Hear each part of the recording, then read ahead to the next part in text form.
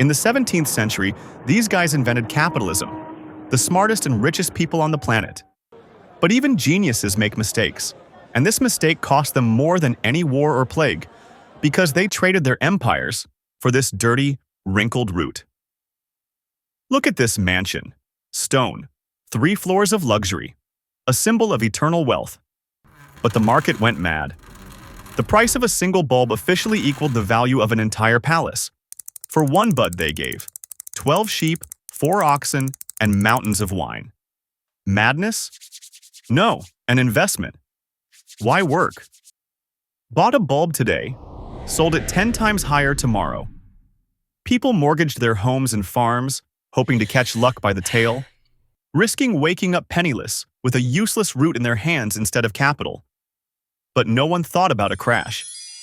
Everyone saw themselves exactly like this, a king of life, wrapped in gold.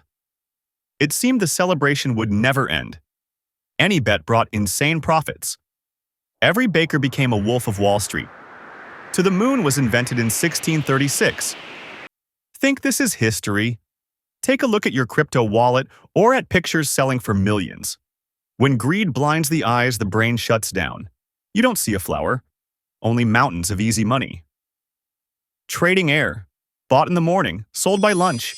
A game of hot potato with all your money. Everyone was searching for it.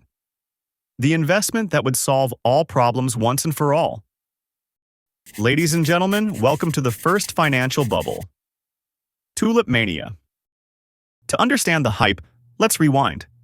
Do you really think the tulip was originally a Dutch thing? Surprise! Europe had never seen them. The tulip was a rare, mysterious immigrant. They came from the Ottoman Empire, a personal gift from the Sultan, available only to kings. For gray, modest Holland, this bright flower felt like a visitor from outer space. They were shipped by sea across half the world. Slow, expensive, and dangerous. The perfect recipe for scarcity. The tulip became like a rare NFT. You weren't paying for beauty. You were paying for uniqueness.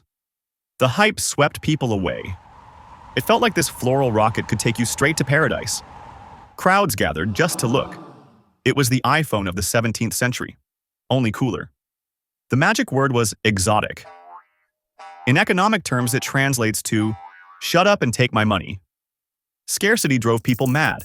That's how an ordinary flower turned into a mountain of pure gold. But there was a catch. Plain, single-color tulips were just flowers. Boring and cheap. True hunters were looking for an anomaly. A rare glitch that turned a flower into treasure. It was a lottery. You bought a bulb and prayed there was a lucky code inside. And then, jackpot. The petals shattered into wild patterns. The legendary Semper Augustus was born. People resorted to fraud. They hand-painted patterns onto cheap flowers, passing them off as treasures. The irony is that the beauty was created by a disease. The most expensive asset was just a virus. The market split in two. There was dull red mass market stuff for the poor, and flashy masterpieces for kings. But buying them was harder than reserving a table at the most expensive restaurant in the world. Total sellout. Every pattern was unique. It was a biological fingerprint that could not be forged. Collectors were hypnotized. They spent hours staring at the petals, the way we now get glued to screens. The king of the party was Semper Augustus, a holy grail people were ready to kill for. If you didn't own a rare bulb, you were nobody. A social outcast in the shadow of success. And the elite, with flowers in their buttonholes, drank wine and decided the fate of the world. So when you finally got your hands on a bulb, you weren't buying just a plant. You were buying a ticket to the big leagues, an instant pass into a world of wealth and respect. The tulip opened doors that even gold could not. You became an idol. The tulip stopped being a plant. It turned into a high-speed social elevator, carrying you to the stars. Yesterday's pauper soared above the nobility. Any chimney sweep could become richer than a count or a duke. It seemed as if not dew, but pure silver and diamonds were dripping from the petals. You felt like a king. But you forgot one small detail. Your throne stood inside a soap bubble. Where were millions traded? Not on an exchange. Deals were struck in noisy, drunken taverns over beer. There wasn't enough money, so they invented I owe us. I owe you a tulip. paper replaced the goods. The funniest part, no one ever saw the flowers. They slept underground. People traded emptiness in pots. Real bulbs had almost disappeared. The entire market was buried under mountains of debt notes. You gave up real treasure for a stack of promises, believing those pieces of paper would make you rich. The Dutch even gave it a name, Windhandel. Wind trade. Selling what you don't have. The party didn't die down. The entire country turned into one continuous celebration, drunk on easy money. No one was bothered by the fact that the pots were empty. The only thing that mattered was believing a treasure was buried there. An official stamp on paper turned air into hard currency. The magic of bureaucracy. The country was buried under mountains of I owe us. There were more paper obligations than tulips in nature. The chart went insane. This was no longer growth, but a vertical launch into the stratosphere. Greed pushed prices higher. If the chart slowed down, it was kicked in the ribs. Grow, damn it! The tulip stopped being a flower. It became a shining idol, a new religion of wealth. From every iron came the same message. Buy! Jump in now, or remain a loser forever. The rise was so wild it punched through the ceiling of reality. Math left the chat. It seemed this golden reign would never end. Everyone felt like masters of life. Course, straight to the moon. Gravity was cancelled, logic forgotten. Only up, up, and up. The crowd tried to jump into the last car, but remember, the higher the flight, the more painful the fall. And in the middle of all this hysteria, the flowers simply grew. Quiet, beautiful, and completely indifferent to their price tags. We reached the peak. The top of the world. It seemed this empire would stand forever. This tiny patch of land became the center of the universe. But every bubble eventually bursts. The entire country was infected. It felt like there was no room left on this land for anything except these flowers. At the peak of the madness, an anecdote happened. The legendary story of the sailor. The guy was just hungry. He grabbed a bulb and chewed it with herring.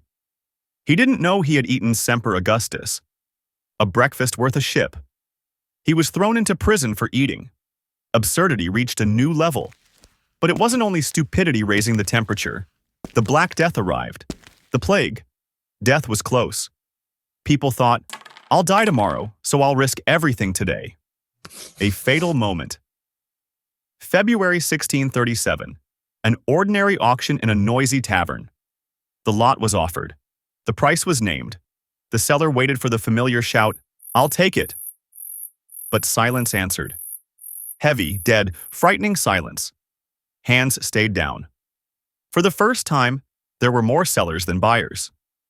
Everyone understood the terrifying truth. The king was naked. The magic was gone. The cry, I'll sell cheaper, became the first tile in a falling domino chain. The market froze like a cartoon coyote hanging over a cliff. A glance downward, the realization of the end, and the market fell like a stone into the abyss. Panic. Everyone sold at once.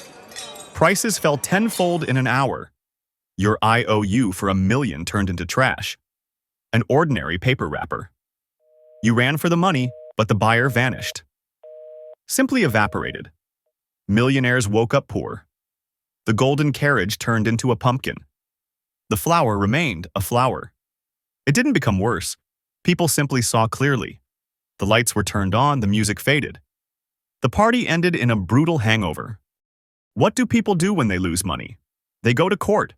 The courts were simply overwhelmed. But how do you judge it? The contracts were made of air. This was a casino, not a business. Gardeners demanded their money. Speculators replied, there's no money, only flowers. A closed loop of debt.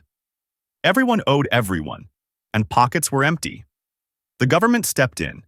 If everyone were forced to pay, the country's economy would collapse. The authorities made a Solomonic decision. They allowed contracts to be canceled for pennies. Pay 3% of the debt, and you're free.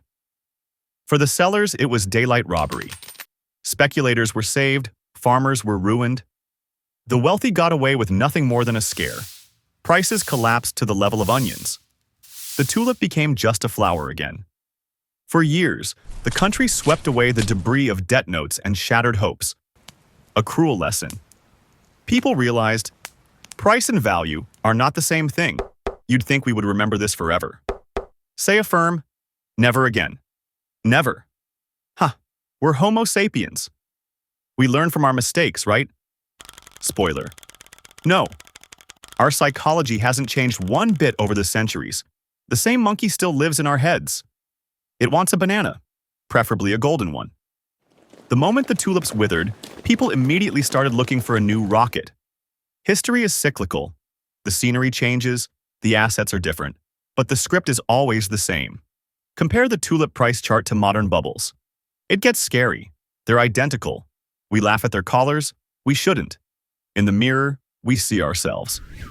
To prove it, let's jump from the 17th century straight into our own time. To truly understand how an entire nation went mad, it's not enough to look at charts. The answer isn't in empty wallets, but deep inside our skulls. The ancient brain sees prey and screams hysterically, "Grab it!" Logic, at that moment, simply turns off the lights and goes to sleep.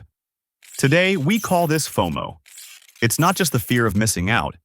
It's burning envy. The pain of someone else's success is stronger than the fear of losing your own money.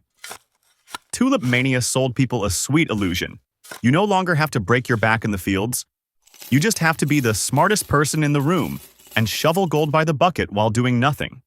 That's when the Dunning-Kruger effect stormed into the game to finish off the survivors. Yesterday's beginners were absolutely convinced they understood the market better than seasoned professionals. In reality, it was a deadly game of hot potato with a lit fuse. And everyone naively thought, "I'll definitely pass it to someone else a second before it explodes." Frenzied excitement drowned out the instinct for self-preservation. When you win 10 times in a row, it starts to feel like you're an immortal financial god who has hacked this world. Social proof. If everyone is buying, it must be the right move.